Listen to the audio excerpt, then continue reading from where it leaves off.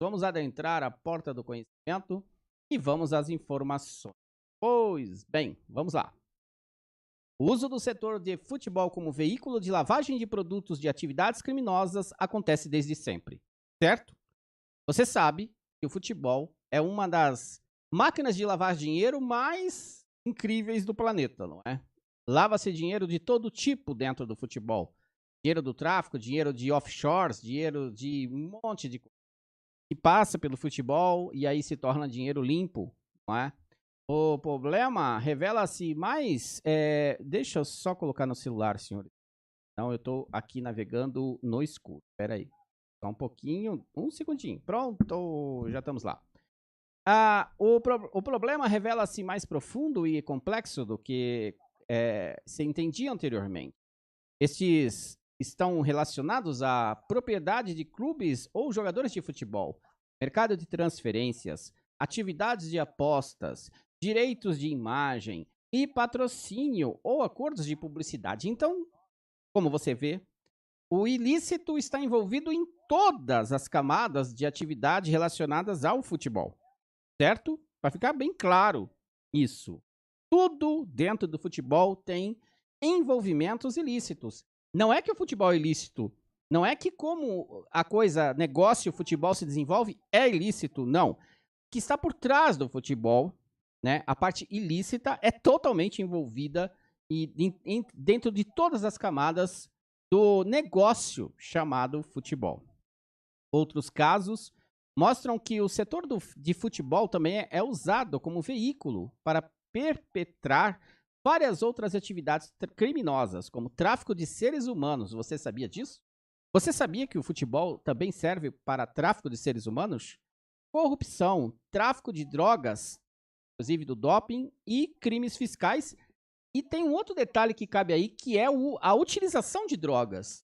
Vocês sabem, não é novidade para ninguém, que desde de presidentes de clube até jogadores e toda a cadeia, muitos e muitos e muitos usuários de droga.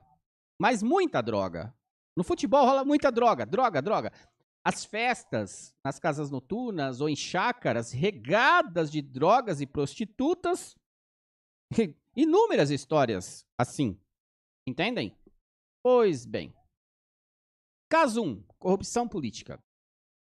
Um pseudo-empresário ligado a funcionários do governo local adquiriu uma equipe lucrativa na Liga Profissional de Futebol e usou isso como um meio de atrair políticos e funcionários de vários níveis de governo. Graças à sua equipe, ele teve acesso a autoridades locais com poder de decisão sobre as obras públicas do Estado. E ele usou esses contatos para garantir que grandes obras públicas lhe fossem atribuídas. Você entendeu? Então vamos lá. Vamos pegar um time qualquer aí desses pequenos, entre aspas, de São Paulo. Vamos pegar o Audax, vai, sei lá. Aí aparece do nada, o Audax surge do nada, porque um Y empresário colocou o dinheiro lá.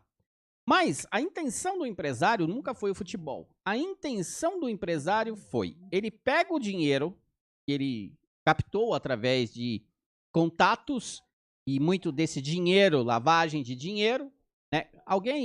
Vocês devem lembrar do caso Corinthians, algum tempo atrás, né? De uma figura que apareceu lá no Corinthians, comprou enormes, gigantescos jogadores e etc. E quando foi descobrir, era lavagem de dinheiro.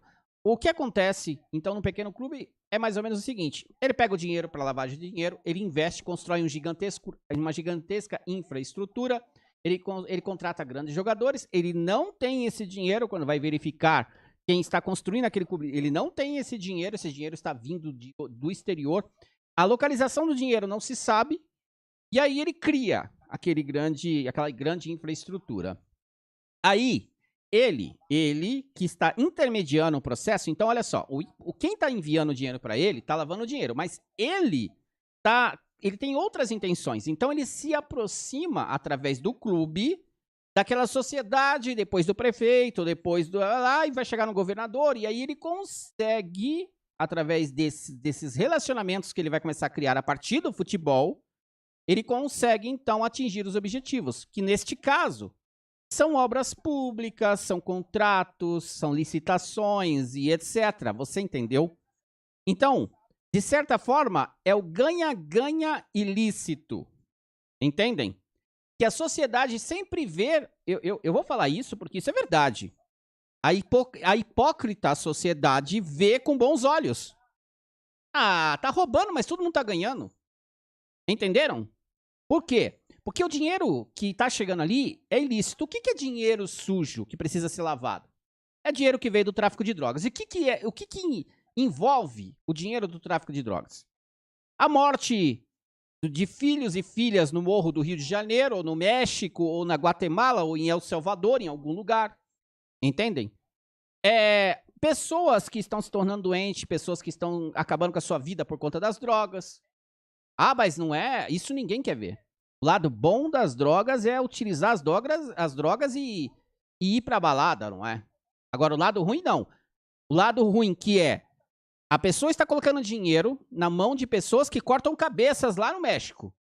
Mas isso não importa. Não é a minha cabeça que tá rolando. Então eu vou consumir a droga, sim. Só que aí, quando ela participa desse processo, ela está alimentando uma indústria. Olha onde a indústria vai parar que não tem nada a ver. O dinheiro migra através de paraísos fiscais, de offshores, ele migra para um determinado país e ali é utilizado, por exemplo, neste caso específico, a construção de um clube de futebol que vai lavar o dinheiro sujo, cheio de sangue dessas máfias mundiais. Eu tô falando só das drogas, mas vocês entendem que isso tem a ver com tudo que é ilícito, desde o tráfico de órgãos, de mulheres, de crianças e etc. Isso vai parar na mão de uma pessoa, essa pessoa constrói essa estrutura com dinheiro ilícito que ele lava, e aí ele passa a fazer um trampolim disso, penetrando no outro ramo, digamos assim, corrupto, que é a política, não é? E vai parar também num outro ramo paralelo a esse, que é a parte das empreiteiras, das empresas, da corporocracia. Então, a corporocracia, política, então você tem lá sempre os mesmos participando do processo. Então, essa pessoa esperta, entre aspas, utiliza isso como meio para um fim. Então, no fim, este clube que surge do nada, com uma estrutura incrível, com jogadores, com todo um processo, e o jogador que é contratado, entenda bem, as pessoas que estão dentro da estrutura, elas não têm nada a ver com isso. Porque o jogador, ele quer o dinheiro dele. Agora, quando as pessoas estão dentro da estrutura, com o passar do tempo, as coisas, de uma forma ou de outra, vão se tornando claras. As pessoas querem saber disso? Não. Elas querem ganhar um dinheiro. A torcida quer comemorar, as pessoas querem assistir televisão, a mídia quer vender publicidade e todo mundo fica zumbizado juntos, participando como cúmplices da mesma coisa. Porque isso é uma cadeia de eventos. Isso é um processo que se desenvolve. Isso é uma coisa que é difícil de você compreender quando só existe a paixão. É que nem a pessoa que se apaixona por alguém, ela fica cega e de repente não vê mais os defeitos daquela pessoa que os outros conseguem ver. Então é a mesma coisa. A pessoa que tem uma limitação, ela não consegue ver além da paixão. Então ela nunca vai admitir que o futebol é essa coisa toda que nós estamos começando só a falar aqui. Muito obrigado a Jonathan Luz pela doação no Superchat. Muito obrigado por ajudar o nosso canal. Deixa eu só confirmar aqui. Tá? Jonathan Luz, isso mesmo. Pois bem, vamos continuar. Tem muita coisa aqui, coisas para serem ditas. Um clube compra um jogador por 10 milhões de euros, mas declara nos documentos oficiais que comprou o jogador por 5 milhões de euros. Os outros 5 milhões de euros é dinheiro sujo, certo? É o dinheiro ilícito, é o dinheiro para ser lavado. É guardado ou investido em outro jogador, ou até mesmo investido num único jogador, aquele grande jogador. Eu vou te fazer uma pergunta para você que está na audiência raciocinar comigo. Olha só, vamos pegar um exemplo do Cruzeiro. O Cruzeiro agora ele foi rebaixado. Vai perder muito em direito de transmissão e tal, de imagem, blá, blá, blá. Aquela coisa toda. Só que o Cruzeiro, se eu não me engano, deixa eu só agradecer aqui. Willer Garcia, muito obrigado pela doação no Superchat. Mesmo com a corrupção, Palmeiras não terá Mundial. Então, o que acontece? a gente olha pro Cruzeiro. 700 milhões em dívida. 700 milhões em dívida. Vamos lá, você aqui. Você tem lá uma dívida de R$ 1.000 no banco. Você consegue crédito? Não, você não consegue crédito. Aí você foi parar no Serasa teu nome, aí sujou nos bancos, etc. Você não consegue crédito. Então raciocina comigo. Todos. Eu não tô falando um, eu tô falando todos. Os clubes brasileiros estão endividados. Todos. Ó, o Atlético Paranaense acabou de ganhar a Sul-Americana, blá, blá, blá, deve 400 milhões. Quase isso, 400 milhões. Então, é assim, Corinthians, São Paulo, Palmeiras, todos eles devem, todos. Muito dinheiro, não é pouco. Alguns, top 10, me parece, todos acima de 200 milhões de reais. Pergunta aos senhores, se eles devem para fornecedores, devem para isso, devem para aquilo outro, como que eles conseguem o dinheiro para comprar, fazer negociações com jogadores de 10, de 20, de 30, de 40 milhões de reais? Como eles conseguem o dinheiro? Como os senhores acham que um clube que não tem crédito na praça consegue o dinheiro? Aí as pessoas vão dizer, claro, tem a estrutura mundial por trás. Tem as engrenagens que entram com as suas corporações, suas empresas, e pegam o dinheiro e colocam lá. Mas, acreditem no que eu vou dizer. A maioria vai lavar dinheiro através desses clubes grandes do Brasil. Dinheiro que vai vir do exterior, de tudo que é lugar que vocês imaginar, vai passar pelos clubes brasileiros, vai lavar o dinheiro e eles vão comprar grandes jogadores ano após ano. Só que tem um detalhe. Você já reparou que a dívida nunca diminui, ela só aumenta? Ela aumenta, ela aumenta, ela aumenta? Por quê? Quando eles fazem a negociação, eu vou ler aqui o restante, vocês vão entender o que acontece. Olha só, o principal jogador depois será vendido a outro clube por uma quantia de transferência de, digamos, 15 milhões de euros. Todos que estiverem envolvidos no negócio irão ganhar com a aquisição e venda do jogador. O clube pode, mediante doação extra de 5 milhões de euros, comprar um jogador melhor. Os investidores podem lavar 5 milhões. Lembra que o investidor, entre aspas, deu 10 milhões para o clube? Aqueles 5 não é doação. O investidor ilícito não está doando dinheiro para o clube. Ele está investindo, ele está dando um dinheiro ilícito do seu negócio de drogas, um exemplo, qualquer outro ilícito que os senhores imaginarem. Ele disponibiliza para o clube compra, e aí eles devem para o investidor os 10 milhões de reais, ou de euros aqui no caso. Aí, na venda, o clube ganha, o valor do jogador é 5, mas venderam por 15. Então, o clube recupera os 5, quem lavou o dinheiro lava 5, e o agente dos jogadores ganha uma boa comissão desde que o jogador seja comprado pelo valor estipulado de 15 milhões. Aí, eu vou contar uma coisa para os senhores. Eu tinha uma amizade com uma pessoa muito próxima ao futebol, e era uma pessoa muito legal. E aí eu perguntei algumas coisas para ela na época e falei assim, vem cá, o jogador ganha 1 milhão mesmo de contrato, quando ele assina o contrato lá? Aí ela deu risada e falou assim, de jeito nenhum. Vou te dar um exemplo. Um determinado técnico de futebol entra num processo junto com um diretor de futebol na negociação de um jogador. Vai ganhar o agente, vai ganhar o diretor, vai ganhar o técnico, vai ganhar o clube ou qualquer outro mais intermediário no meio do caminho e no final, aquele contrato de 1 milhão de jogador, ele vai virar 200 mil talvez, 300 mil talvez. Entendem? Não é aquele valor que aparece na televisão. O contrato... Tudo bem, é aquele valor informado na televisão, o contrato. Se você pegar o contrato, tá 1 milhão. Mas não é isso que o jogador vai receber e ele sabe disso. Outra coisa. O dirigente que é atrelado a um agente que põe o dinheiro ali, um investidor, entre aspas, eles determinam o jogador que joga. Não existe... Eles não determinam só o jogador que jogam, eles determinam resultados. Eles determinam tudo, na realidade.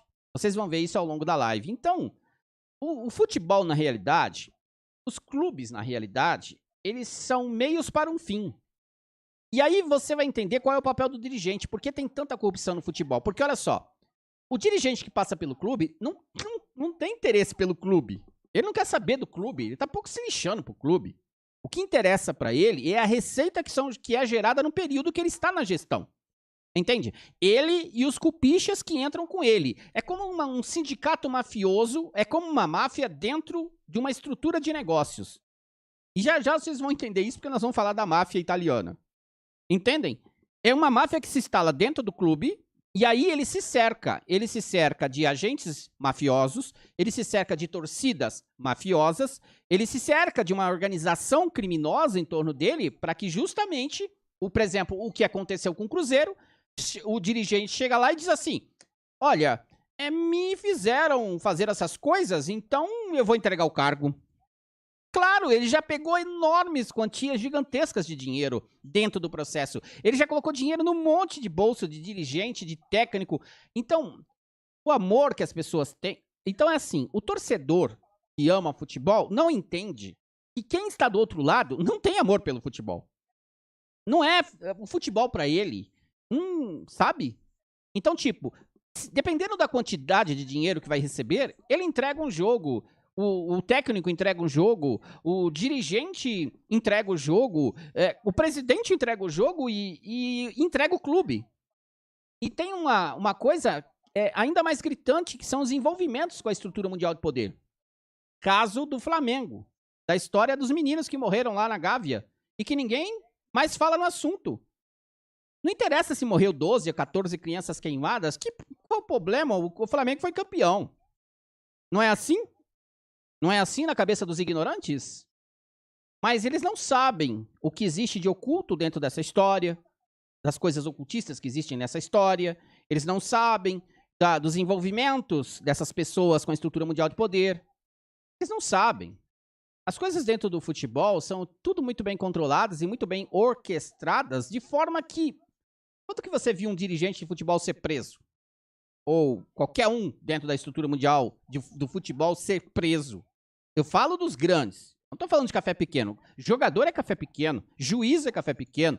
Essa galera toda que presta o serviço pra eles, mas que em dado momento pode virar bode expiatório, é café pequeno. Tô falando dos grandes. Porque são organizações criminosas por trás do futebol. E não tem nada a ver com a paixão do torcedor. Não tem nada a ver com o gol, não tem nada a ver com a camisa, não tem nada a ver com... Nós não estamos discutindo isso aqui. Né? Nós não estamos discutindo isso aqui.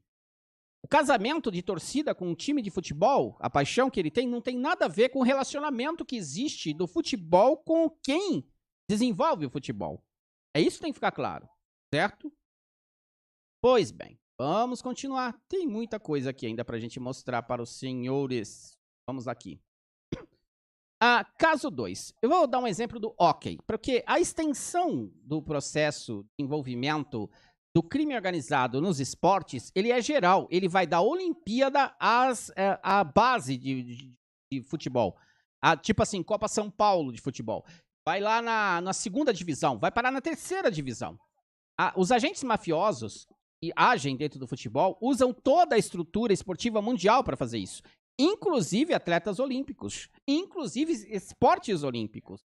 Aqui é rápido, é o único exemplo que nós vamos dar para vocês verem a extensão disso.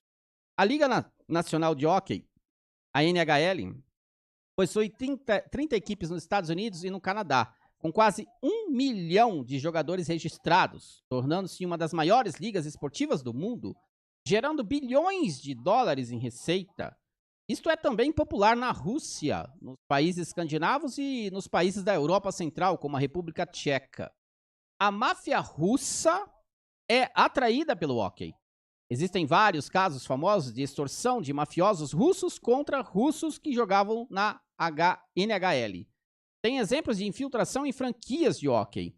Jogos na internet de hóquei relacionados à manipulação de resultados é outra maneira pela qual criminosos podem lavar milhões de dólares sem qualquer suspeita. Então, os jogos de apostas na internet, ela é totalmente controlada por essas organizações criminosas que influenciam. E aqui, o que quer dizer isso? Quer dizer o seguinte, a máfia russa chegava num jogador russo, pegava o telefone, ligava para ele e dizia assim, olha, nós apostamos tanto nesse resultado desse jogo, você vai perder o jogo. Você vai se machucar, você não vai fazer gol, você vai fazer qualquer coisa.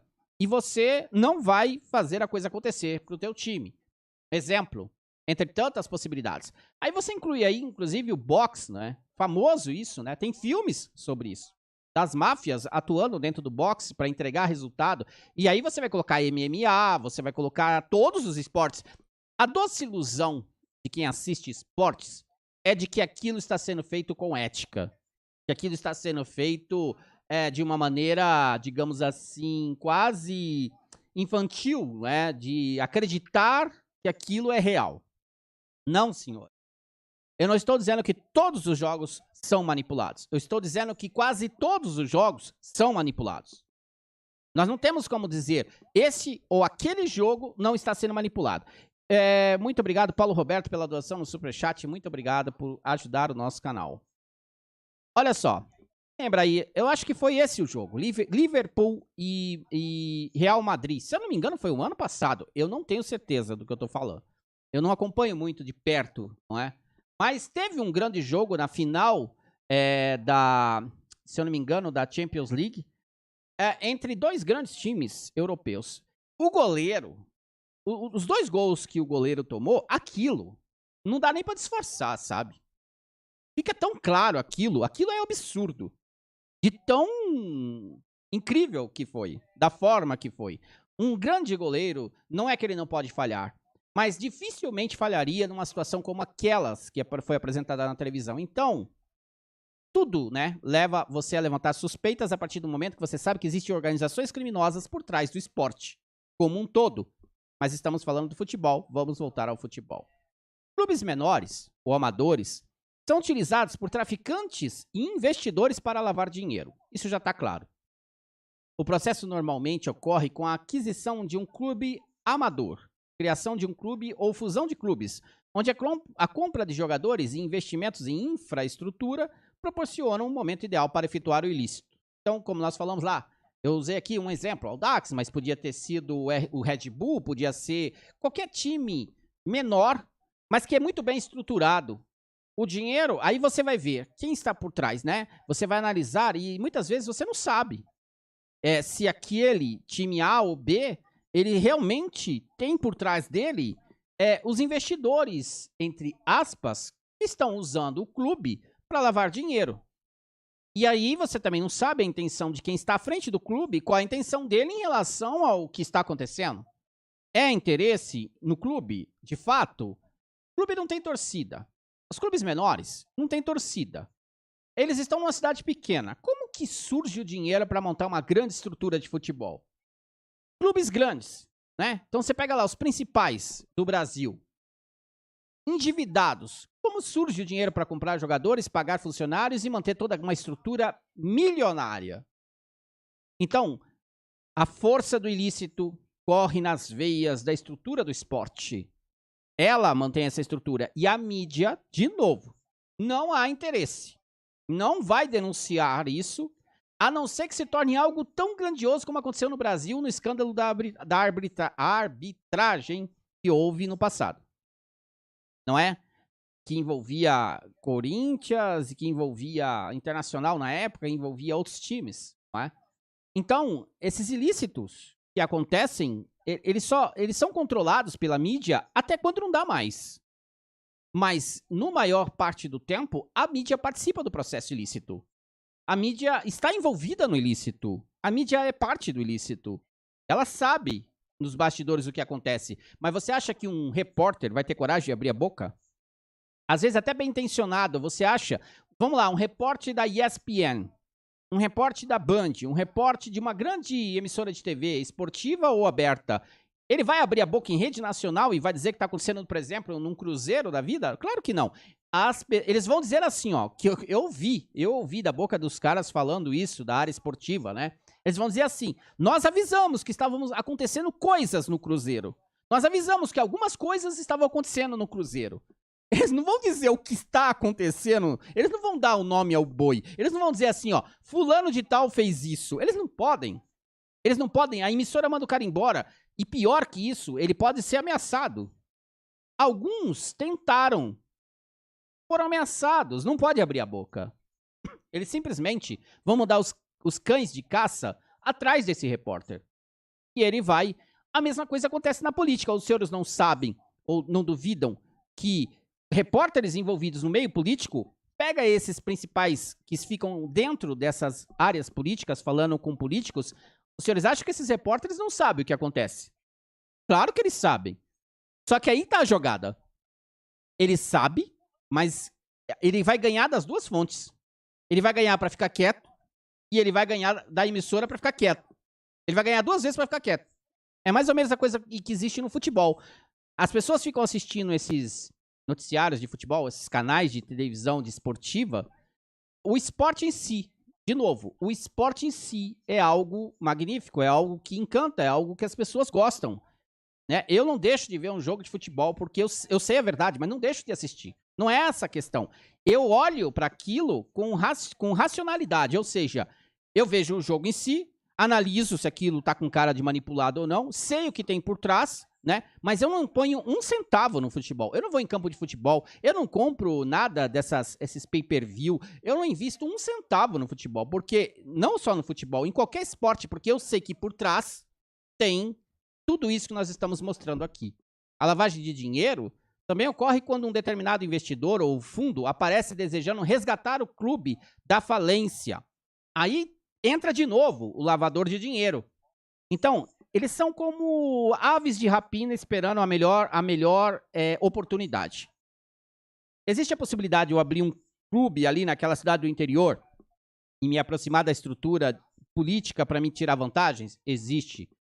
Eu tenho conhecimento, eu tenho contato com offshores ou fundos que têm interesse e eu tenho conhecimento para conseguir trazer esses caras para dentro do país e lavar dinheiro? E eu ganhar com isso? Existe essa possibilidade? As pessoas fazem. Existe um clube ali que está ameaçado de quebrar? Excelente oportunidade. Vamos lá resgatá-lo com... Aconteceu com o Corinthians, não é? Aí isso aconteceu lá atrás com o Palmeiras, não é? Aí depois teve o escândalo da Parmalat. Acontece direto isso no mundo corporativo e depois começa a acontecer no futebol quando há envolvimento corporativo.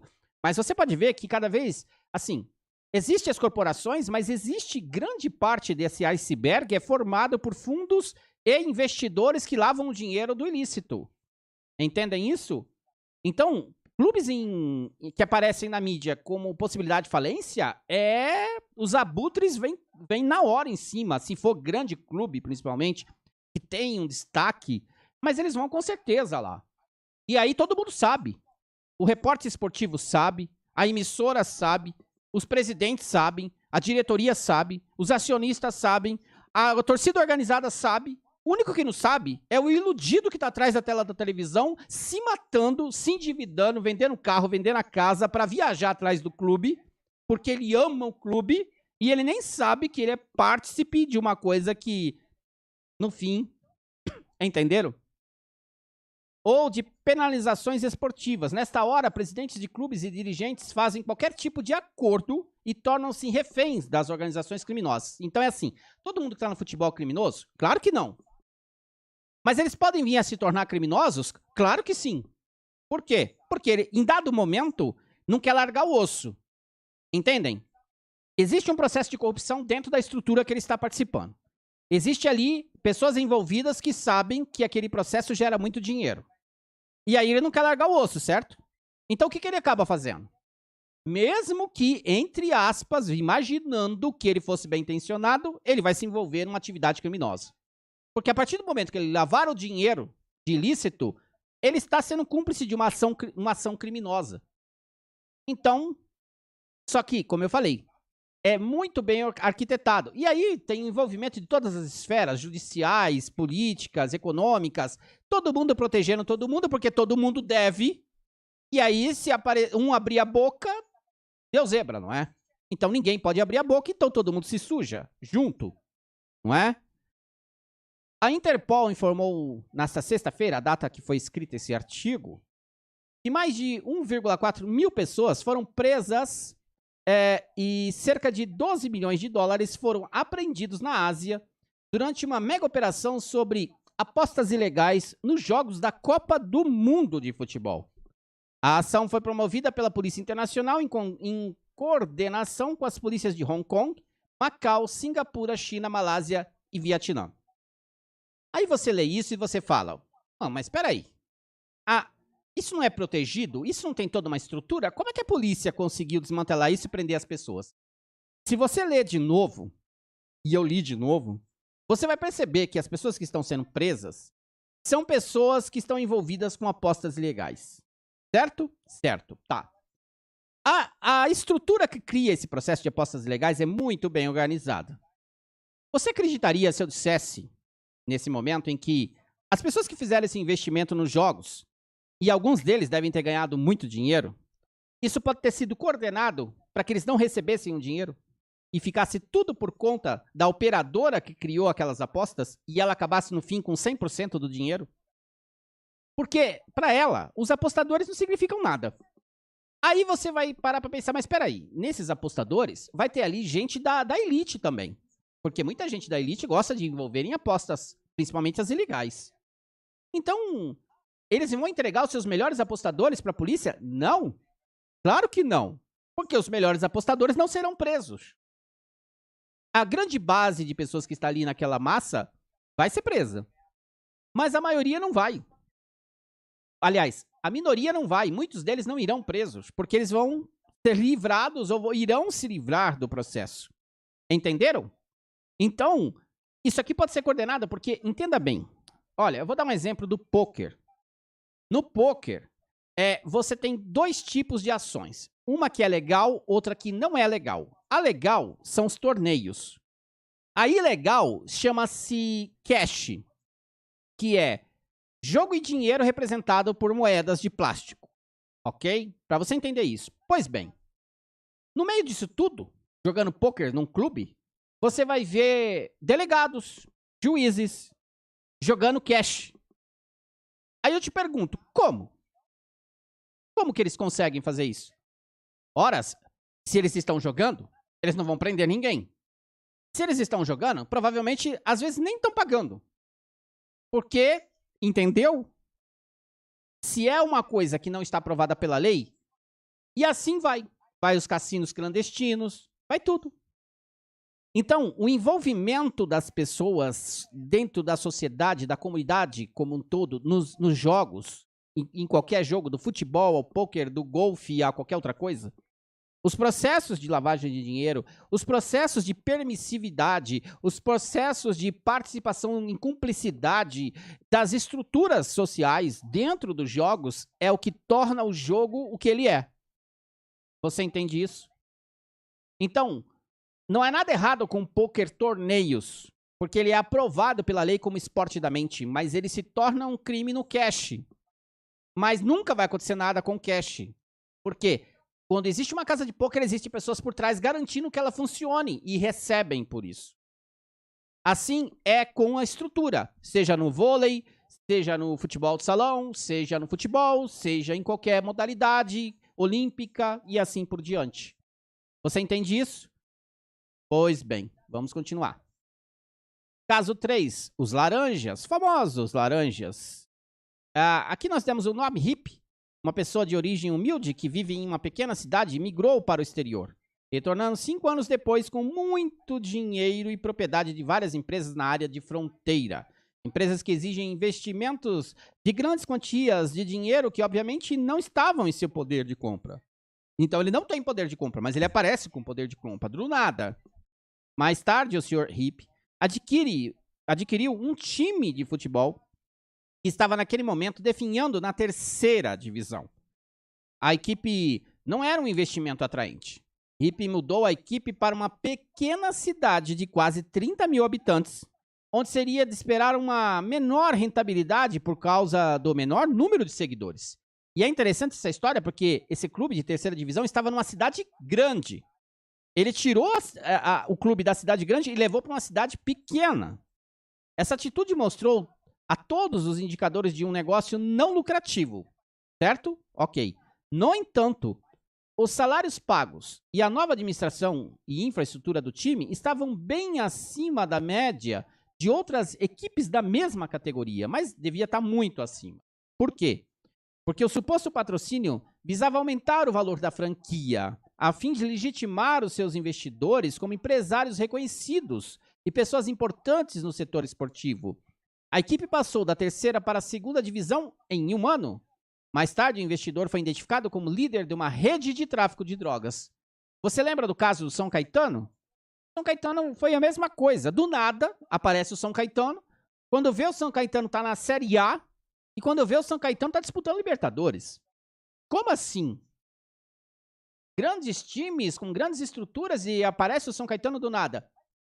É a mesma história dos investimentos que você não sabe de onde veio. Você não sabe de onde veio o dinheiro. A prefeitura não pode patrocinar isso. Mas parece-me que na época participou disso. E aí tem toda a questão dos investidores que aparecem. E isso não tem cura. Isso vai ser no futebol desde agora, desde antes e para sempre. O sistema criminoso que está por trás do futebol e o mantém vivo nunca vai mais se desligar do futebol. Futebol e crime organizado sempre andarão de mãos dadas o tempo todo. Entendem? Então, enquanto as pessoas têm a paixão, ficam cegas, não enxerga. Ela não consegue ver o que está acontecendo. Ela não vai ver nunca o que está acontecendo. Olha só uma coisa. O Flamengo, ele está disputando aí o Mundial. Mas, pergunta aos senhores, quantos dos senhores ouviram falar sobre o pagamento da indenização às famílias das crianças que morreram lá na Gávea? Quantos? Porque eu, até hoje, não ouvi falar de indenização às famílias. Não ouvi falar. Certo? As pessoas sabem o que está envolvido em torno do que aconteceu lá. Elas sabem, mas fazem de conta que não sabem. E as pessoas faziam piada com isso. Faziam piada com isso. Você chega para essas pessoas cegas que vivem na Matrix em torno do futebol, chega para uma pessoa que torce para esse time e fale para ele assim: como você tem coragem de comemorar algo quando 14 crianças foram sacrificadas, perderam a sua vida, destruíram 14 famílias? Como você tem coragem de comemorar isso? A pessoa vai rir, porque ela não tem ética, ela não tem mais sentimento, ela não tem amor ao próximo, ela não consegue ver nada além da mentira que ela acredita que foi proposta por ela na Matrix. Na Matrix, isso não existe que nós estamos falando. Você está entendendo o mundo paralelo? No mundo paralelo, isso não existe. O futebol é um sonho, o futebol é uma maravilha, o futebol é algo incrível que não tem nenhum tipo de problemas ou dificuldades que existem na vida real. O futebol é algo que ele esquece, ele entorpece, a dopamina dele o deixa cego. E aí, por aquele momento, para ele não existe nada. A realidade deixou de existir. É isso que as pessoas vivem. Isso acaba sendo transmitido para todos os campos da sociedade hoje em dia. Hoje em dia é isso. Não existe ética, não existe amor, só existe hipocrisia na sociedade. Grande parte da sociedade é hipócrita. Ela é capaz de pegar e se endividar para acompanhar um time de futebol, mas não é capaz de derramar uma lágrima por uma criança que morreu queimada. Esse é o futebol, não é? Além de tudo isso que nós estamos dizendo aqui. Pois bem, organizações ou sindicatos internacionais na Europa garantem seus investimentos no mercado de apostas mundiais, manipulando jogos através de clubes, jogadores e árbitros. Eu vou ler de novo. Organizações ou sindicatos internacionais na Europa, mas não é só na Europa, é no mundo todo, garantem seus investimentos no mercado de apostas mundiais manipulando jogos. Isso através de clubes, jogadores ou árbitros. É mais ou menos o seguinte: na estrutura mundial de poder, você tem lá grandes, mega investidores com muito dinheiro. Aí ele resolve entrar no processo de apostas. E aí vai ser gerado ali uma lucratividade gigantesca. Então, você põe 10, vai ganhar 10 mil. Um exemplo. Que não é o caso deles. Eles vão pular 1 milhão. E vai ganhar 100 milhões. Certo? Pois bem. Para que isso aconteça de fato, eles precisam estar infiltrados dentro do clube. Pergunto de novo aos senhores. Olha só, eu estou montando um cenário junto com vocês para que a gente veja qual é a realidade do futebol, ok? Você tem, de novo, um grande clube endividado, não tem dinheiro para fazer compras. Aparece um investidor, entre aspas, com dinheiro sujo, que ele precisa lavar, oferece para esse clube, não só um, mas de repente 2 fundos, 3 fundos, 5 fundos com 50 investidores. e aí oferece lá para aquele clube 100 milhões. Aí ele vai dizer assim, eu vou fazer uma pergunta aos senhores. A partir do momento que você se vendeu pro demônio, porque você sabe que é dinheiro sujo, a partir do momento que você se vendeu pro demônio, eu pergunto aos senhores, e na hora que esse cara, ou esses fundos, ou esses investidores, que de repente são envolvidos com apostas, chega naquele clube brasileiro, grande clube brasileiro, e fala assim para ele, olha, nós te demos 100 milhões, só que agora tá na hora de você ajudar a gente. Eu preciso que você perca esse jogo. Esse jogo aqui, ó, que você vai ter, você precisa perder esse jogo. E você precisa perder esse jogo de 4-0. Então, aquele time vai lá, por exemplo, jogar com o CSA e perde de 4-0. Um time grande do futebol brasileiro. Entendem? Com jogadores qualificados que ganhariam, a cada 10 ganhariam 9 daquele time. E não estou aqui desmerecendo nenhum time, estou usando os times apenas como exemplo. Então, o CSA ganha de 4-0. Aí, aqueles investidores ganharam 100 milhões naquele jogo.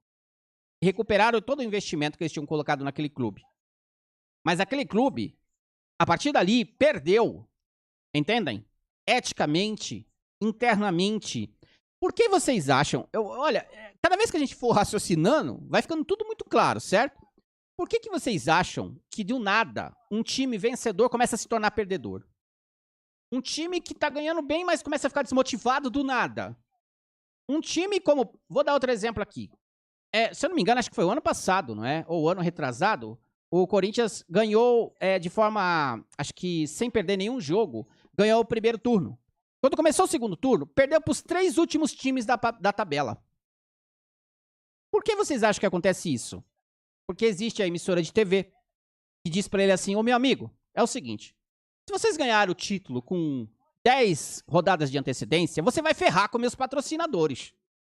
Porque o torneio vai perder graça, as pessoas não vão querer mais assistir, os patrocinadores vão tudo começar a parar de pagar a emissora, e nós estamos pagando direito de imagem, nós estamos pagando não sei quanto para vocês. Vocês querem ferrar com a gente? Não, vocês vão ganhar esse torneio aí, faltando 4 rodadas, 3 rodadas. Então começa a enrolar aí. Aí o time do nada começa a perder. Perder para times inferiores da tabela. Ninguém está dizendo que dentro do jogo isso não possa acontecer. Mas, senhores, nós estamos falando aqui do ilícito, do que tem por trás do futebol. Nós estamos falando aqui de vender a sua estrutura para agentes ilícitos. De você entregar a marca do seu clube para agentes ilícitos. Porque você não teve competência de administrar. É isso que as pessoas acreditam. Olha o futebol como representa a política. O que acontece quando o clube vai mal? Aí vai todo o sistema do clube, as torcidas organizadas movem a massa contra um determinado dirigente. Um exemplo. Como se ele fosse o culpado. Não. Ele é um dos agentes culpados. Ali dentro daquela estrutura, a torcida organizada, o dirigente e muitos outros diretores, jogadores, inclusive alguns jogadores, técnico de repente, e outros que estão em volta daquilo, agentes de futebol e etc, estão envolvidos em negociatas com agentes externos. O ilícito vai do jogador ao próprio clube. Então, você começa a explicar muita coisa. Então, não tem a ver com aquele específico dirigente. Isso tem a ver com uma estrutura criminosa que se instala dentro dos clubes. Isso não tem nada a ver. Você entendeu? É a mesma coisa. Quando no Brasil as pessoas culpam um determinado político ou uma estrutura, como a estrutura política, quando sabe, ou não sabe, né? Que quem realmente comanda aquele país é uma organização criminosa externa, que determina as ações internas do país. É a mesma coisa. O agente externo, que é o investidor criminoso, é que determina as ações internas do clube. Porque normalmente o clube não está sendo governado por aqueles dirigentes. Está sendo governado por quem pôs o dinheiro. Você entende isso? Quem pôs o dinheiro está comandando o clube. Não tem nada a ver. Assim como as torcidas organizadas são organizações criminosas que lutam pelo poder. Por isso que você vê guerras entre torcidas, e inclusive até internas. Porque é a busca do espaço, é a busca do controle. Porque eles ganham dinheiro dentro daquela estrutura, vendendo drogas, Ou vocês acham que os líderes de torcida organizada não vendem drogas? Não estão ligados a traficantes? Quem tem dúvida? Além de outras coisas. Entendem isso? Eu não sei como um pai e uma mãe deixam um filho se envolver em futebol. Eu, sinceramente, eu não sei. Mas porque... Aí é que tá. Saber a verdade é chocante. As pessoas não querem saber a verdade. Elas querem continuar de blá blá blá, que é o que existe no sistema. Blá blá blá. É como a gente disse, nosso canal não cresce porque nosso canal não vai ficar de blá blá blá. A gente tem compromisso em falar a real. A real é essa. Não é? Mas vamos continuar. Segundo a UEFA, existe uma rede internacional de crime organizada por trás de certos jogos europeus. O dinheiro negociado em um único site pode superar 100 mil euros para um jogo de futebol de terceira divisão. 400 mil reais num jogo de terceira divisão pode rolar dentro das apostas. A UEFA, no entanto, registra a participação ainda mais alta de 1 milhão a 2 milhões de euros por partida de apostas realizadas nas principais ligas da Europa. As apostas ilegais. Então, se você conectar as apostas ilegais à entrada do investidor ilícito dentro do clube, você vai entender que esses processos são naturais. Ou seja, entregar o jogo é parte do negócio. É parte do negócio. Portanto, você começa a perceber que se você vai subindo isso na cúpula, quando você vai parar na FIFA, você começa a entender como que a Copa do Mundo é feita. Por que determinado país ganha aqui, entrega ali, por que o país ganha aqui, o outro entrega ali, por que um país que nem, por exemplo, a França ganha a Copa do Mundo e não tem jogador francês praticamente? É tudo africano? Você começa a entender o porquê das coisas. Porque você vai vendo que nas entranhas da estrutura de esporte mundial, não é governada pelas estruturas de esporte. Elas são dominadas por agentes externos. Então, o esporte representa o que acontece com as nações no mundo hoje. Entendem? E é nessa hora que você vai perceber que ter 10 blocos ou não ter 10 blocos não significa absolutamente nada. Porque no fim não existem as nações. Existe um controle de uma estrutura de poder que não é vista, porque ela está ofuscada, né? Ela está na escuridão, as pessoas não enxergam ela. Ela é invisível para o sistema. Então as pessoas na Matrix acreditam no que elas veem. Então, se ela vê lá no mapa multinações, se ela vê lá que é dito esse blá blá blá de nova ordem mundial, ai, 10 blocos, ai, não sei o quê, maçons, iluminados, você enche o saco essa história. Elas não compreendem que, no fim, o que determina tudo no mundo são as organizações que estão infiltradas em todos os negócios. Então, no fim, quem manda é o sistema financeiro, a corporocracia e os elementos que são os pilares disso. Porque elas são, as bases disso são fundos, são investidores ilícitos. O grande mercado ilícito que move o mercado supostamente lícito para as pessoas. É como alguns filmes, né? Em que você tá vendo pessoas ali que parecem normais, mas no fim não são. É como se as pessoas não fossem... O que você vivesse não é o que você vê. Entendeu? É tudo uma grande... É complexo, né? Para quem não tem o conhecimento sobre a estrutura mundial de poder, fica bem difícil de entender o que a gente às vezes está falando. Mas para quem estuda isso, sabe o que a gente está dizendo. Aquisição de jogadores. Um clube de futebol com altas dívidas no país latino-americano assinou um contrato de gestão com um coletivo fundo de investimento. Um jogador de futebol assinou com um fundo de investimento, constituído em um paraíso fiscal. Então já começa a dizer que o dinheiro é ilícito, certo? Sob o qual o fundo de investimento se compromete a alocar fundos para cancelar as dívidas e compartilhar os resultados. Então, olha só. Se um jogador de futebol ele faz um contrato com um fundo, ele é propriedade daquele fundo. Você entendeu? Se esse fundo investe em casas de aposta, você acredita que o fundo pode chegar para aquele jogador e dizer assim, nesse jogo você não joga, nesse jogo você se machuca, nesse jogo você perde gol, nesse jogo você tem que fazer com que a equipe toda perca a partida. Ele pode influenciar o jogador, dependendo do jogador, ele pode influenciar. Lembra do Ronaldo? Lembra do Ronaldo que passou mal na França?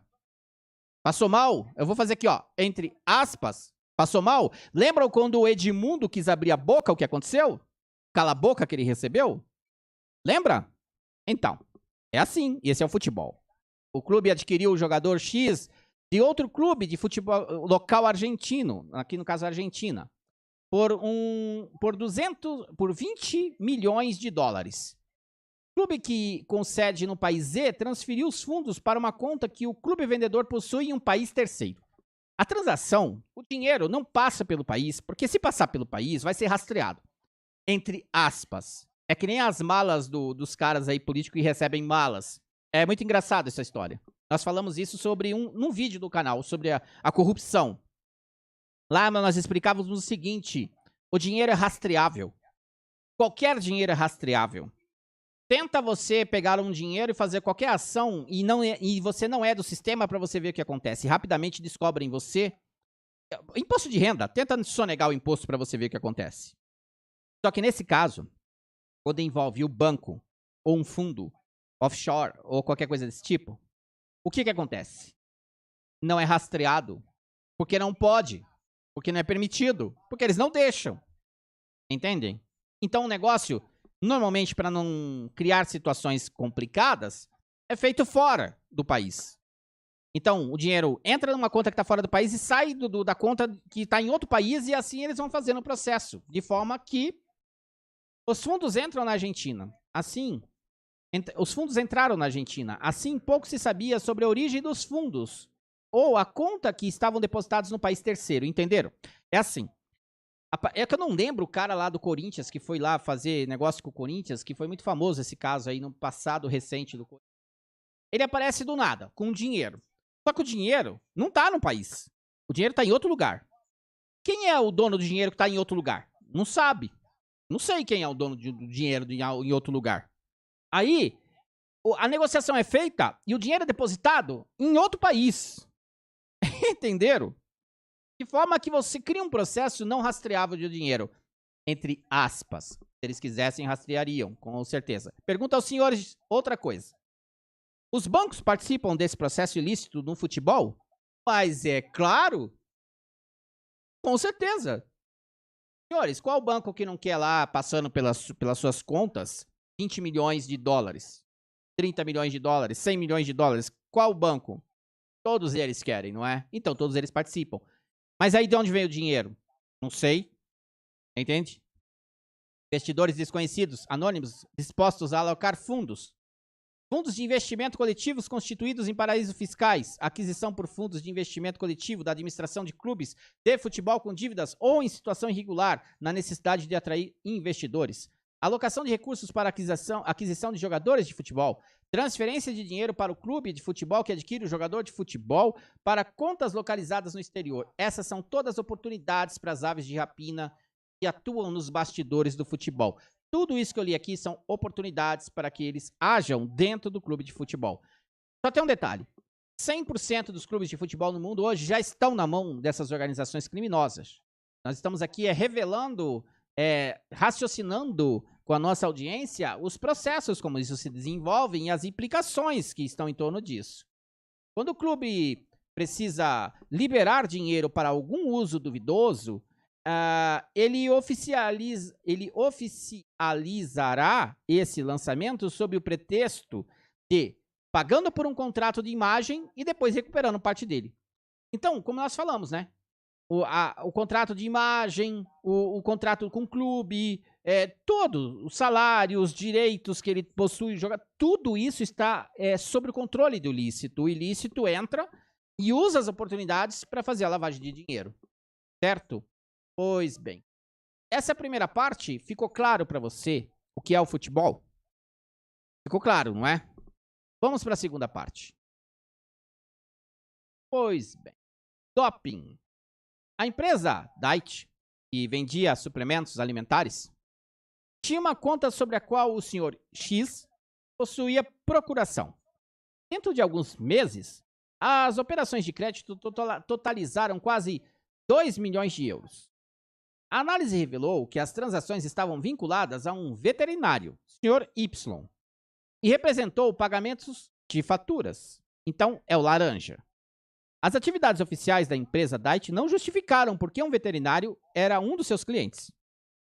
O Sr. X e o Sr. Y eram conhecidos pela polícia pelo tráfico de substâncias hormonais como parte de uma investigação de doping no ciclismo e no futebol. É mais ou menos o seguinte, Se você vai dopar os seus jogadores, ou se você vai dopar uma equipe esportiva, uma equipe de ciclismo ou qualquer outra equipe, você não pode fazer isso pelos meios normais. Concorda? Então eles vão fazer isso pelo mercado negro. E aí vai entrar o laranja. E aí vai entrar o agente. E aí é feito todo o processo. E eles adquirem esses componentes. Só que é pago um valor diferenciado para que tudo fique encoberto. Ainda assim, quando há falhas, as coisas aparecem. E aí, nesse caso, é essa situação que a gente está vendo aqui. As transações na conta da empresa Diet foram vinculadas ao tráfico de hormônios. Empresas, corporações, corporocracia, sistema financeiro, políticos, empreiteiros, negócios, tudo menos esporte. É isso que tem por trás do esporte. O esporte em si, de novo, a paixão das pessoas pelo esporte, pela disputa, sincera, verdadeira, é uma coisa. A realidade do que é o esporte nos bastidores é outra totalmente diferente. Porque é frio, é ilícito na maior parte do tempo. Não existe o que as pessoas veem na televisão. E fora os casos, outros e tantos outros tipos de casos que nem estão sendo mencionados nessa live. Torcidas organizadas. No livro Futebol e Violência, a professora da Unicamp, Heloísa Helena Baldi dos Reis, lista 21 ações sugeridas nos anos de 1980 pela União da Associação Europeia de Futebol, UEFA. Antes de ler isso, e antes de eu ler isso para os senhores, eu quero dizer uma coisa. Uma coisa que eu raciocinei há mais ou menos uns 5 anos atrás. Eu nem tinha esse canal. Eu estava analisando como que eles conseguiram destruir o futebol da América Latina. Tá? O último grande equipe que eu vi foi em 2002. Né? Tinha Ronaldo, Ronaldinho, tinha acho que o Edmilson, alguns bons jogadores no Brasil, uma boa seleção. Tá, beleza. Não vou aqui dizer por que ganhou, tá? Isso daí é outra história. Vamos dizer que era uma boa seleção. E você volta para trás, aí vai sair Zico, Júnior. Então, quem tem a faixa de 35 a 45 anos sabe o que eu estou dizendo. Eram boas equipes de futebol. O Brasil tinha um bom futebol. O Brasil era referência para o mundo. O futebol da Argentina era referência para o mundo. E eram potências reais do futebol. Por que vocês acham que, alguns anos depois, o Brasil se torna o que se tornou?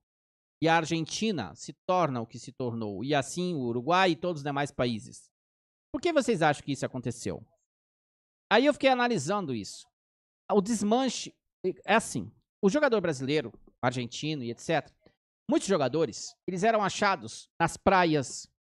Nas praias eram grandes redutos de achar jogadores de futebol. Os olheiros, principalmente em Santos, onde eu morei, iam atrás de jogadores nos campos de futebol, na praia. E nos interiores dos bairros, havia uns campinhos de futebol. Você tinha a várzea, né? E você tinha toda essa estrutura natural, entenda bem, natural dentro do país. Orgânica, vamos dizer assim. Aí surge o sintético. O que é o sintético nessa história? Os clubinhos de futebol. Então o Roma começa a abrir clube aqui, o Barcelona começa a abrir clube aqui, campos sintéticos, estruturas pagas, pessoas da alta sociedade sendo retiradas para jogar futebol, para manter o negócio, escolinha de futebol. Surgem as escolinhas de futebol. E aí, aquele jogadorzinho mais mirradinho, aquele jogador que era lá pegado na praia, que era pego na praia, que era pego naqueles campos de várzea, acaba. Eles param de fazer isso. E aí o que acontece? A máfia, a estrutura ilícita que começa a se entranhar mais profundamente no futebol, ela vai começando além de não deixar formar mais jogadores de futebol, ela começa a comprar os que estavam se destacando dentro do país por muito dinheiro. Aí vem de novo.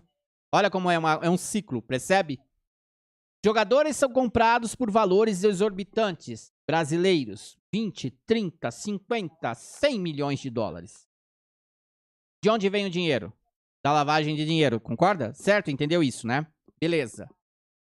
Acabou com o futebol na América Latina em 30 anos. E o que você tem no futebol brasileiro hoje? É deprimente. Entenda a mesma coisa, a influência emocional, a televisão, ela vende, ela ganha dinheiro manipulando a mente das pessoas. Então, ela está vendo na tela, não é mais estrelas. Ela está vendo zumbis correndo atrás da bola. Um bando de gente ruim de bola pra caramba. Mas é vendida paixão para as pessoas. Coloca-se a bandeira, coloca-se o hino, a torcida vibrando na arquibancada. Não é isso que você vê na propaganda? Eles põem na propaganda um jogando rojão no outro, cadeira voando, um dando paulada no outro, outro dando tiro, enterros nos cemitérios de torcedores. Eles põem isso na propaganda? Eles não põem. O que eles põem? A torcida, a paixão pelo futebol. Você entende? Isso chama-se manipulação. Então ela manipula através da paixão, do estado emocional das pessoas, a questão esportiva. E aí as pessoas vão atrás disso, mas elas não percebem esse desmonte, essa desestruturação do futebol. Willer Garcia, muito obrigado pela doação no Superchat. Um grande abraço a todos nos Estados Unidos que seguem o nosso canal. Ela não percebe a desestruturação do futebol da América Latina. O que virou o futebol da Argentina, o que virou o futebol do Brasil, o que virou várzea. O nosso futebol, nos últimos anos, vai disputar campeonato mundial quando consegue se classificar e passa vergonha. E passa vergonha. Não é isso que a gente vê? Você vê times na América do Sul que antes apanhavam dos times brasileiros direto, agora você vê que é de igual para igual, porque a ruindade está no mesmo nível. E a qualidade não está mais aqui, está lá fora. Mas aí o que acontece lá fora? Isso também as pessoas não percebem. Pega-se os grandes jogadores brasileiros, argentinos e tudo e põe no banco. E aí você dá destaque para os jogadores europeus. E aí, isso que eu vou ler para os senhores aqui é parte também da mesma coisa. Olha só, a violência que havia no futebol da Europa era claro para todo mundo. E no Brasil? No Brasil não era assim, senhores. As torcidas iam para o estádio juntas, brincavam uma com a outra e existia uma certa cooperação entre algumas principais torcidas. Por exemplo, Corinthians e Flamengo sempre se entenderam, Palmeiras e Cruzeiro, se eu não me engano, e assim por diante. Mas aí o que você vê hoje? Você vê guerra, você vê as pessoas se matando, você não consegue levar uma família no estádio de futebol, porque é risco de vida. Então você vê todo um cenário trágico, e não é só no Brasil, é na Argentina também. Lembram no ano passado, River Plate e Boca, que foi suspenso o jogo? Então, a violência se instalou em toda a América Latina, isso tudo foi planejado. Desmantelar, dilapidar o futebol da América Latina é parte da destruição dos países que não merecem ter desenvolvimento, que não merecem ter entretenimento, que não merecem ter nada. Porque para a África, para a América Latina, para a Ásia, então são todos os mesmos contextos. O futebol não está fora da sociedade. O futebol é parte da sociedade. Então você tem que entender que isso tudo está atrelado. A destruição do futebol é parte do processo. Você entende isso agora? Fica claro para você? Porque eu tenho certeza que se você viver desta forma, você vai entender que isso é parte do mesmo mecanismo. Destruir e destruir tudo. De forma que a gente não tenha nada. Entendem isso? Demetrio Chiniara, muito obrigado pela doação no Superchat. Olha só. Proibição de venda de bebidas alcoólicas, policiamento ostensivo dentro e fora do estádio, incluindo agentes à paisana nas ruas e arquibancadas, revista rigorosa dos torcedores, restrição da circulação da plateia e setores específicos do estádio e instalação de câmeras que permitem a identificação de agressores. Isso daqui que foi instalado na Europa, e aí o que você vê nos canais de esporte? Eles reverenciando a Europa, eles dizendo, nossa, como a Europa é organizada, por que aqui no Brasil não se consegue fazer isso? Ora, se vocês não acham que o Brasil tinha capacidade de fazer a mesma coisa que os europeus fizeram lá e conter a violência? Mas é claro que não. Mas é claro que não. Isso não vai ser permitido. Por quê? Esse processo de destruição da família no estádio, esse processo social de as pessoas irem para o estádio e se interagirem, e etc., isso não é mais parte do processo. O processo agora é colocar a população para baixo. É as pessoas assistirem YouTube político, pastor te dizendo que vai morrer amanhã.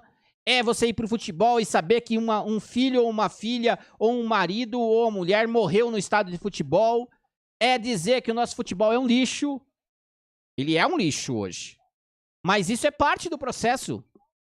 Então é manter o tempo todo, em todos os níveis. É você ligar a sua televisão e ver um esgoto sem fim, que é as novelas, telejornais e tudo que passa na televisão. É você ligar o rádio e só ter outro esgoto. É você ir pro YouTube ter 90% de esgoto. Eles cercam a população. Só que a população que está na Matrix, aí a gente volta de novo ao mesmo ponto. Ela é uma grande sonhadora. Ela acha que tudo isso é lindo. Ela acha isso tudo perfeito. Ela não toma ação contra isso. A hipocrisia da sociedade está exatamente em falar, chorar e não tomar ação. Mas ela não tem como tomar ação. E é isso que nós dissemos no canal. As pessoas não têm como tomar ação porque elas desconhecem os mecanismos que movem essa estrutura. Então, elas não conseguem tomar ação. Como é que elas vão tomar ação sobre algo que elas desconhecem? Elas não sabem quem são as pessoas que estão por trás. E aí é que tá. O futebol não é diferente da estrutura mundial de poder que as pessoas não enxergam. Eu pergunto aos senhores, quem que está por trás dos clubes brasileiros? Você saberia me dizer os fundos, os agentes ou as estruturas que são externas a esses clubes, que comandam esses clubes de futebol? Você saberia dizer? E se as pessoas soubessem, elas teriam como ir lá e tomar satisfação e resolver essa dificuldade imposta ao clube dela?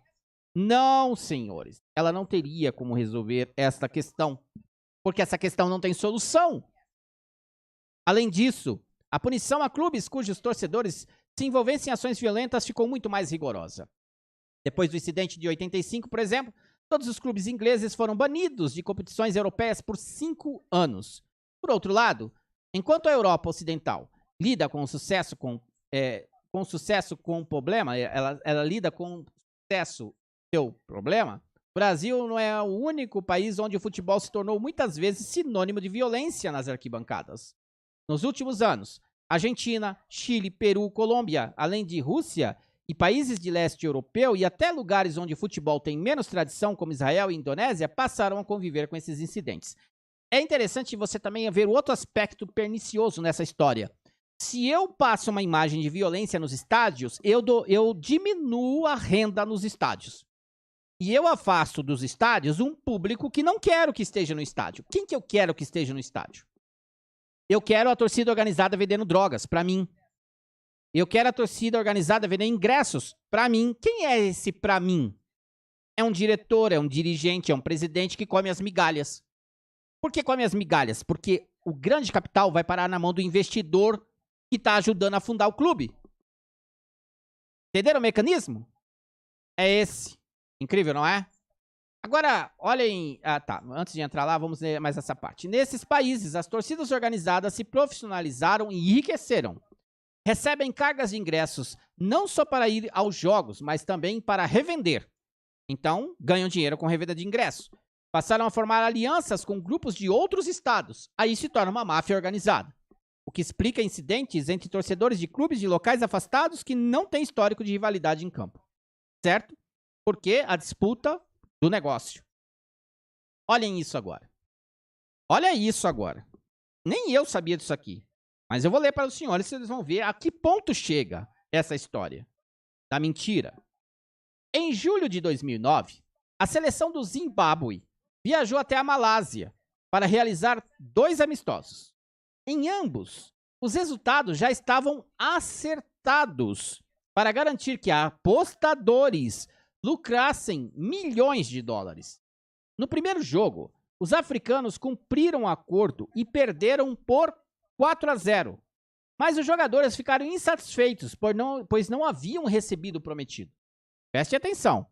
O jogo já tinha sido combinado antes, era só um amistoso, mas tinha apostadores em torno, porque qualquer jogo disputado nesse planeta vai ter as casas de aposta participando, certo? E aí vai ter os mafiosos por trás. Pois bem, um agente, porque entenda bem, o time de futebol do Zimbábue não acordou ontem, e aí na hora do jogo amanhã, pensou assim, vamos perder de 4-0 para a Malásia. Não foi isso que aconteceu. Entendem? Alguém foi lá no vestiário deles e disse assim, vocês vão perder o jogo. Quem é esse alguém? Aí você vai começando a montar, entendeu? Esse alguém é alguém que colocou dinheiro lá na seleção do Zimbábue, entendeu? Um investidor ilícito lavando dinheiro no time, na seleção do Zimbábue, com a permissão e permissividade das instituições judiciais, políticas e etc. E disse assim, sou eu que pago o seu salário. Então vocês vão perder o jogo. Pois bem, vamos continuar. Vocês vão ver onde vai dar. Na segunda partida, contra a Malásia, os africanos convocaram a pessoa responsável por organizar o resultado. E no intervalo, dentro do vestiário, avisaram: não voltaremos para o segundo tempo. O criminoso que havia planejado tudo apenas abriu seu casaco. Ele tinha um revólver preso na cintura. Estava no vestiário do time. Você talvez não volte para casa, respondeu. Então, o capitão chegou lá pro agente que está representando o investidor e disse assim: nós não vamos entrar em campo se vocês não pagarem a gente do outro jogo. Falou: olha, tudo bem, você pode não entrar, mas também não vai voltar para casa.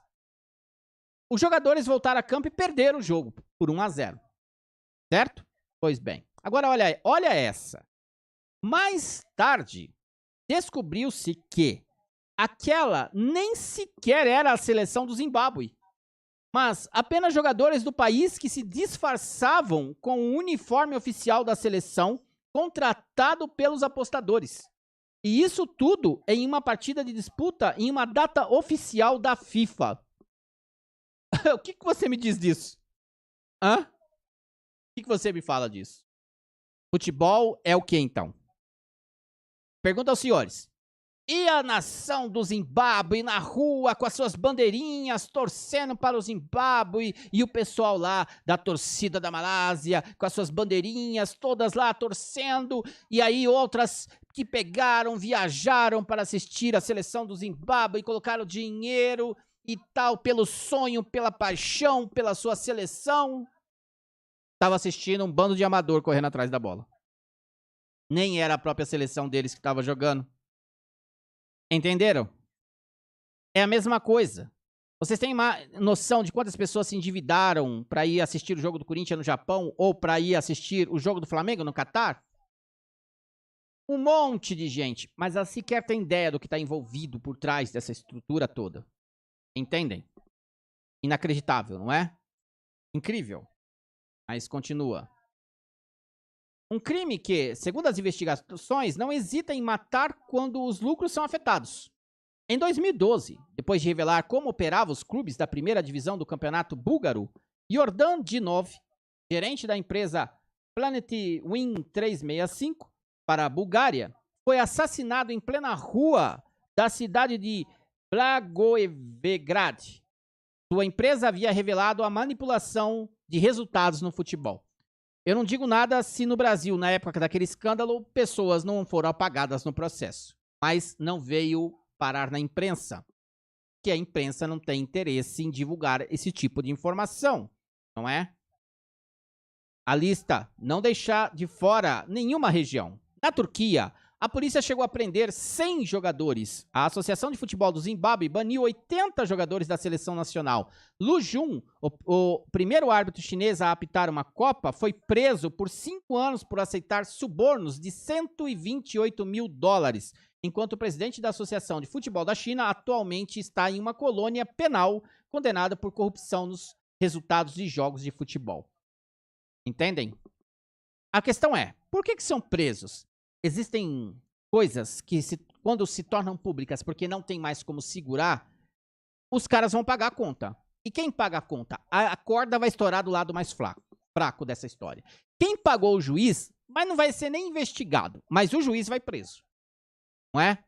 E assim com os jogadores, e assim com o técnico, e assim com todo mundo. Agora, o ilícito, o aliciador, o que está por trás, o abutre, o investidor, o externo da coisa, mas nem aparece, porque ele é da estrutura mundial de poder. Ele tem poder para manipular a justiça e todo o processo para se livrar da coisa, mas vai cair em alguém. Alguém tem que responder, não é? Para demonstrar que criminosos não são nem amadores nem principiantes, deixa eu ver aqui, o chefe de um grupo criminoso de Singapura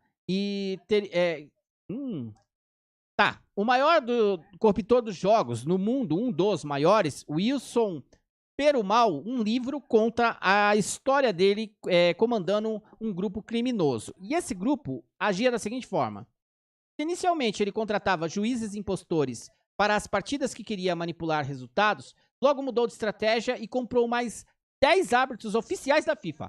Então, em vez de ele contratar qualquer tipo de juiz, ele já foi direto na fonte. Ele foi lá e contratou juízes da própria FIFA. Na Copa Africana de Nações, um dos seus associados afirma que ele corrompeu o torneio inteiro. Copas de Nações da África. Imagine você. Perumal possuía jogadores técnicos oficiais de federações nacionais e líderes políticos em sua carteira de clientes. Manipulou resultados em jogos de campeonatos, grandes amistosos, jogos entre equipes de base, jogos não televisionados e etc. Tá entendendo aqui? Você acha que isso só acontece na África? Não. Isso acontece em todo lugar. Em todo lugar. Nas Américas, Perumal estava envolvido em partidas suspeitas na Argentina, Bolívia e Panamá. E ainda tinha se infiltrado na Federação Salvadorenha de Futebol. Em 2010, antes da Copa do Mundo, um amistoso entre El Salvador e Estados Unidos, em Tampa, na Flórida, teria sido alvo de suas manipulações. Se os criminosos estavam preparados para lucrar, de outro lado, o que se vê é uma polícia internacional e dirigentes totalmente despreparados para lidar com casos de manipulação. Não, despreparados coisa nenhuma. Eles são avisados, eles não se intrometem, eles acobertam. Eles são partícipes do processo. Entendem isso? Vamos lá. De novo. A gente vai continuar raciocinando até... Olha só. Se a polícia tem na sua cúpula, nós sabemos, muitos, sem generalizar, a nossa polícia, os policiais buscam fazer o que é bom. Mas sabemos que tem uma cúpula lá que é podre. Estão envolvidos com tráfico de drogas? Vocês não acham que eles vão se envolver nos processos que envolvem o futebol? Vocês acham que ele vai em cima de uma determinada torcida organizada, se essa torcida organizada, de alguma maneira, de alguma forma, contribuir de alguma maneira com aquela ação policial? Entenderam? A coisa toda é assim. Você tem internet que pode ser usada para o mal ou para o bem. Você tem uma faca que pode passar manteiga no pão ou pode matar uma pessoa. Você tem tudo, existe o lado bom e o lado ruim. O lado bom do esporte. O lado bom é a disputa, quando ela é verdadeira, não é? Então você vê aquilo e você torce, você se empolga e você fica feliz, não é? O lado ruim é tudo isso que nós estamos dizendo aqui, mas que não é falado. Nunca vai ser falado. Porque não pode ser falado. Entenderam? É essa a questão. O livro traz detalhes da incapacidade de agentes de entender a dimensão do crime e conta exemplos como oficiais de imigração nos aeroportos internacionais de Toncontín, em Tegucigalpa, Honduras, chegou a parar um assistente do goleiro da seleção da Guatemala e descobriu $85 mil em sua mala. Mas acreditava na versão do criminoso e não suspeitara que aquilo era dinheiro que o atleta havia recebido para entregar um jogo. O goleiro de Honduras recebeu $85 mil para entregar o jogo. Certo? E aí a autoridade não questionou aquilo. E aí sabe o que acontece? Se a autoridade questiona aquilo, pega o telefone. Aí vai verificar, ele vai receber uma outra ligação dizendo assim: ô, meu querido, vamos causar problemas, não é? Quanto é que custa pra gente resolver esse problema? Ah, $10 mil, tá tudo certo. Não aconteceu nada. E aí, tá resolvido. Entenderam? A mesma ação que tem um goleiro passar com $85 mil e não ser preso, é a mesma ação que a estrutura mundial de poder faz quando coloca, ou no caso, as centrais de inteligências mundiais fazem, quando elas colocam um terrorista dentro de um avião. É a mesma coisa, não muda nada. Por quê? Porque é tudo premeditado, porque é tudo autorizado. Nada acontece sem autorização do sistema. Entendem? Nada. Aí, vamos parar na máfia italiana. Vamos contar um pouco da máfia italiana. Porque existem contextos também dentro desse processo de lavagem de dinheiro, do ilícito, do comando do futebol por forças externas. O Crotone tem lugar peculiar nesse contexto. Flutuando nas divisões profissionais há quase 20 anos e desde 2016 na Série A, a equipe da Calábria faliu no início de 90 e em 92 foi assumida pela família Vrena, família mafiosa.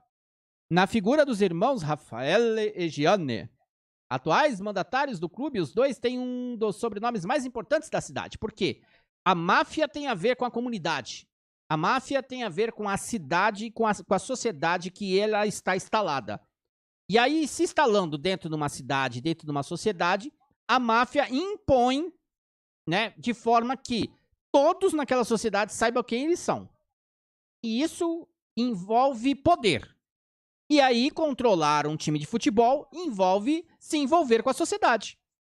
Por isso que quando a pessoa vai assistir jogo de futebol, ela está ali no meio de um monte de gente que, inclusive, está no tráfico de drogas, está envolvido em assassinatos, roubos, latrocínio e etc, etc. Ali vai ter um monte de gente no meio daquele pessoal da torcida. Que as pessoas sequer têm noção de quem são. E os principais bandidos vão estar nas áreas de camarote. Sabemos disso, não é? Atuais mandatários do clube, os dois têm um dos sobrenomes mais importantes da cidade. Afinal, a Andrina Vrena é uma das mais fortes representantes da Nedrangheta, em Crotone. Nedrangheta, deve ser isso. Rafaeli é ainda um empreendedor do ramo de descartes de resíduos sólidos, setor historicamente ligado às organizações mafiosas, que cobram preços menores para a indústria e descartam lixo de maneira ilegal. Não é? Parece fácil juntar Lé com Cré, não é? No entanto, até agora, nada foi provado contra Rafaeli, porque a justiça encobre. Que é um parente distante de Luigi Vrena, fundador do clã no início do século XX. Neto do chefão e primo de Vrena, Luigi Bonaventura prestou depoimento à justiça em 2013 e no inquérito acusou o presidente do Crotone de envolvimento com a Nedrangheta. Certo? Fato negado pelo Cartola. Claro, sempre é negado. Outros delatores também acusaram o dirigente de intrínseco contato com a organização. Supostamente, empregava parentes de criminosos em troca de segurança para si e seus negócios. Segundo Domêncio Bumbaca, um dos colaboradores, Vrena também utilizava de meios para ameaçar adversários no futebol e manipular resultados de partidas, além da influência da família como trunfo para controlar os ultras ou garantir os jogadores que ninguém mexeria com eles. Diante de tantas denúncias, no início de 2016, a promotoria de Catanzaro, sede administrativa da Calábria, através da divisão antimáfia, acusou Rafael Vrena de associação mafiosa e solicitou o sequestro de talvez aqui $800 mil. Nós não pegamos essa parte. Desde então, os casos mais conhecidos, em muitos em que ultras morreram ou mataram, foram os de Gabriele Sandri e Filippo Racitti e do Ciro Esposito. Neste capítulo, porém, o assunto principal não é o confronto entre torcidas.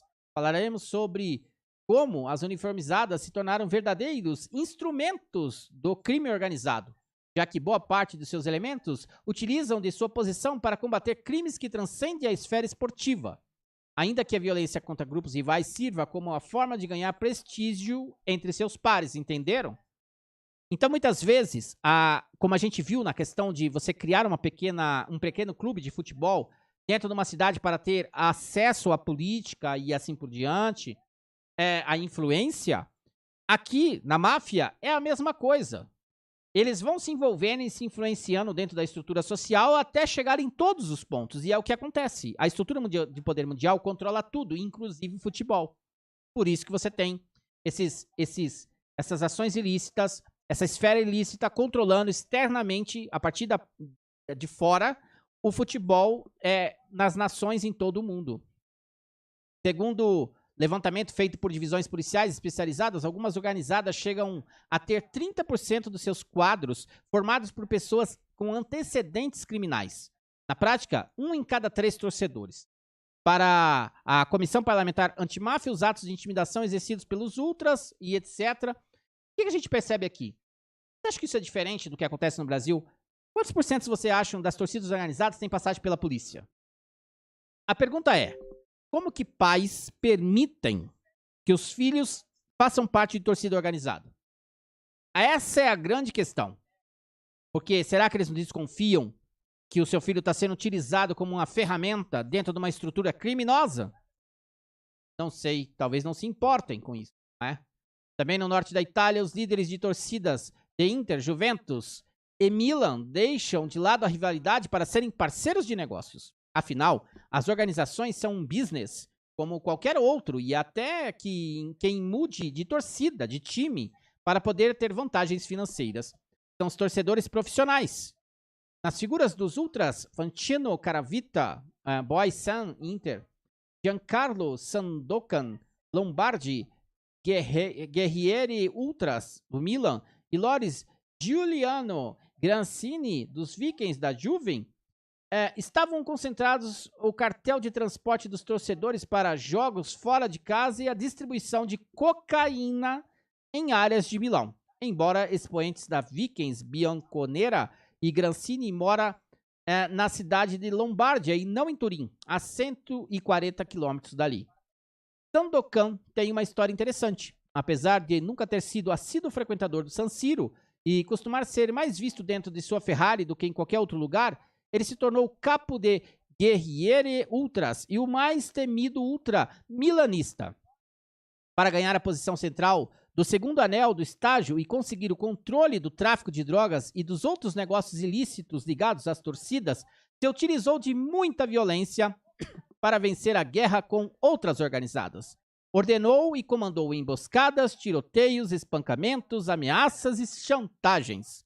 Nada de novo para quem já havia sido indiciado por assalto, agressão e tentativa de assassinato.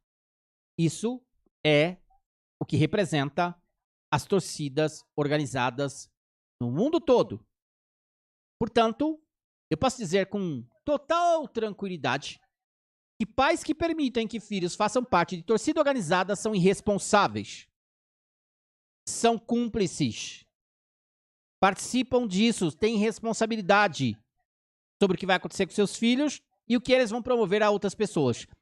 100% das pessoas envolvidas em torcidas organizadas são assim? 100% das pessoas que estão nas torcidas organizadas sabem disso? Muito provavelmente não. Muito provavelmente não. Mas nós podemos dizer, com toda certeza, com base nas informações que nós tivemos nessa live, que grande parte das torcidas organizadas são, sim, agentes criminosos.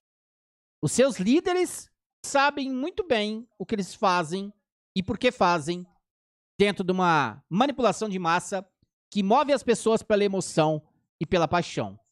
É uma ação covarde, na realidade. É uma ação covarde porque usa a emoção e a paixão das pessoas contra elas mesmas e tornam essas pessoas elementos a serem utilizados como ferramentas para atingir fins singulares, não coletivos. Isso vai atender à demanda de algumas pessoas e não de todas as pessoas. Portanto, as pessoas no futebol são manipuladas, são usadas e sequer sabem que estão sendo usadas. São cúmplices, elas fazem questão de não enxergar a verdade, elas fazem questão de viver na mentira, elas fazem questão de ter mais amor por uma camisa do que pela vida das pessoas. Elas se tornam irresponsáveis porque elas acabam criando uma situação para si e para sua família em torno do futebol que ela não precisaria criar e ela acaba vivendo no mundo de ilusão. E ao viver no mundo de ilusão, ela sofre um processo MK Ultra monarca na cabeça, onde o seu cérebro é manipulado, ela se torna cega, ela se torna crente, ela transforma isso numa religião e ela acaba sendo, então, usurpada, ela acaba sendo roubada, ela acaba tendo a sua vida, às vezes, retirada, porque crê em algo que, na realidade, não passa de uma grande ficção. Não tenho nada contra o esporte. Eu assisto o esporte, mas eu tenho uma visão sobre o esporte que é racional, não emocional. O esporte, se fosse controlado por pessoas de ética e verdadeiras e responsáveis e realmente tivessem a intenção de levar ao entretenimento, nada do que vemos seria desta forma. Mas não. O esporte, ele é uma ferramenta usada pela estrutura de poder para dilapidar, para destruir, para servir a propósitos dessa estrutura de poder em manipular as massas, em controlar, em gerar ganhos, em criar processos destrutivos para a sociedade. Então, esta é a nossa visão do futebol. A ilusão chamada futebol, para nós, é muito clara. Não passa de uma ferramenta da estrutura de poder mundial para causar dano às sociedades em todo o mundo. É assim que nós vemos o futebol.